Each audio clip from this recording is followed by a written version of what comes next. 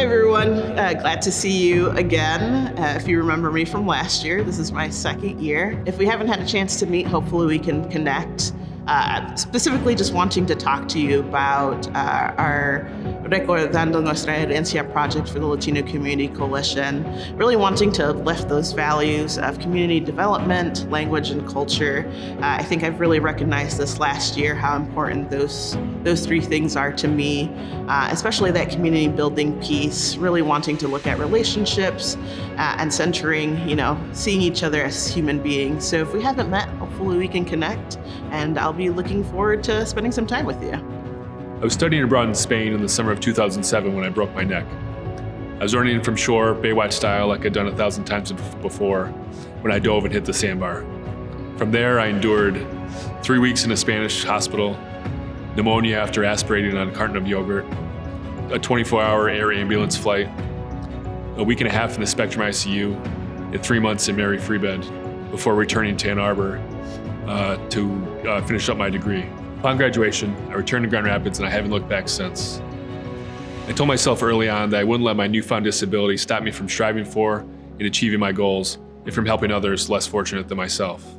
And I haven't been able to be so resilient on my own. My family, an army of friends and members of the community loved me, encouraged me, and sometimes even pushed me. And I wouldn't be able to be here where I am today without them. Early in my career, I had the opportunity to live and work in Athens, Greece for a year and a half. And while I was there, I made a great group of Greek friends. And occasionally they used to pick me up at 11 o'clock on a work night, and we'd drive to the Mediterranean and take a swim and sit on the beach into the wee hours of the night, and then go to sleep for a couple hours and start work the next day. Growing up in West Michigan as a hardworking young woman who went to bed on time and tried really hard, it was amazing to me to see that there's a different way to do life. And it's something I could have only learned by having been in a new culture and with new people. One thing that a lot of folks don't know about me is I've been a serial entrepreneur since as early as 7 years old, selling song lyrics in the playground for 10 cents a sheet. I was one of Grand Rapids' first Airbnb hosts, hosting people from all over the world, learning from them.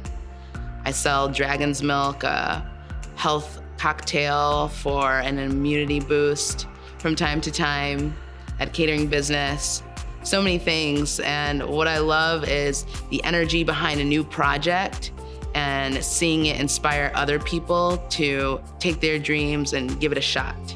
I grew up in West Africa, Liberia, paying attention to my late grandfather, who was a Vietnam veteran. He taught me a lot about dressing up and paying attention to details. When I moved to the United States, I attended school for civil engineering, but soon realized my passion was in fashion. I worked at Men's Warehouse and Macy's tuxedo department. My time there, I used to work to learn instead of working for money. Because my passion is in fashion and I want to learn the ins and outs of the business. In 2014, I started my business in my basement. And 5 years later, I was able to open a storefront downtown Grand Rapids.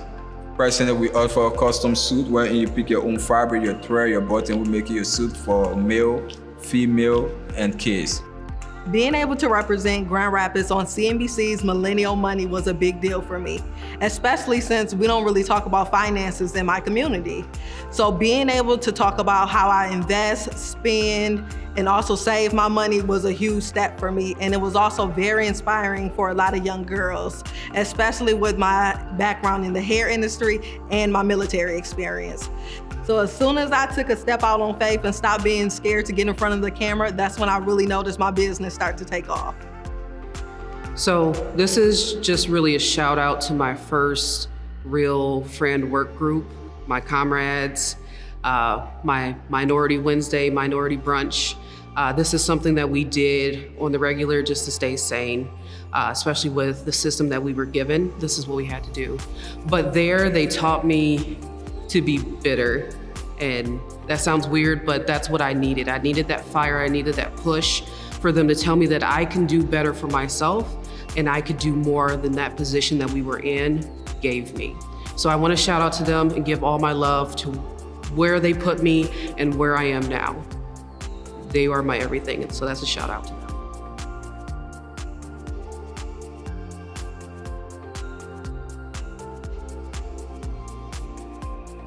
At Consumers Energy, we believe change is small.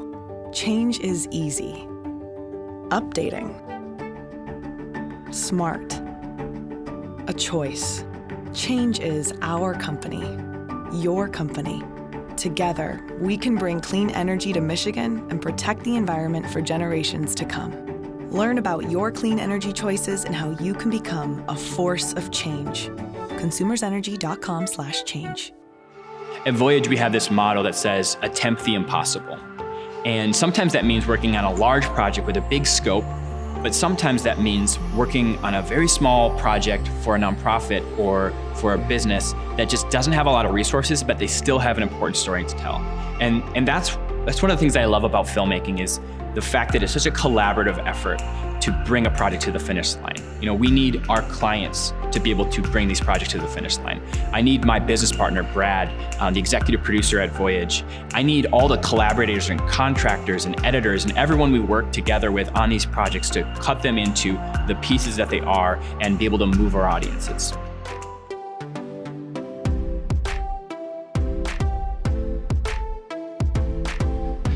It's actually a picture of a bonsai tree.